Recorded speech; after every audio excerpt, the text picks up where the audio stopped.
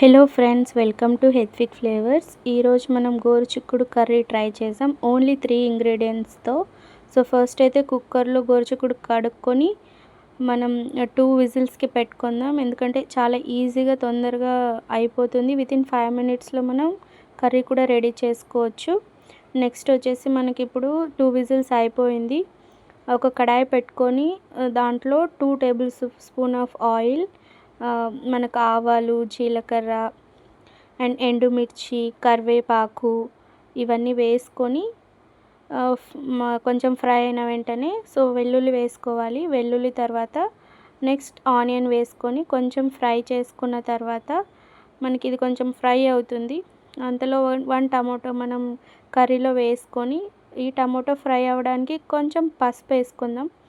పసుపు వేసుకున్న తర్వాత మూత పెట్టుకొని అంతలోపల మనం గోరుచిక్కుడు అనేది వాటర్ అంతా రిమూవ్ చేసేసి దాన్ని మనం ఫ్రైలో వేసుకోవాలి. అంతకుముందు మనకి ఇందులో ఫస్ట్ అయితే సాల్ట్, మనకి ఎంత సాల్ట్ పడుతుందో చెక్ చేసుకోండి. నెక్స్ట్ కారం, మీకు టేస్ట్కి తగినంత కారం. Next dhania powder, 1/2 tablespoon of garam masala వేసుకోండి. ఇది కొంచెం ఫ్రై అవుతుంది. ఫ్రై అయిన వెంటనే అందులోనే మనకి ఇప్పుడు గోరుచిక్కుడు అనేది వేసుకొని ఆ ఫ్లేవర్స్ అంతా పట్టే విధంగా కలుపుకోవాలి.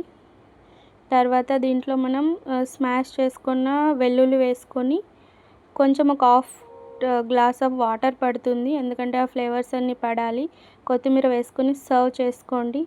ఈజీగా మనకి చపాతీ, అన్నం, రొట్టె వీటన్నిటిలోకి మనకి ఈజీగా తొందరగా అయిపోతుంది.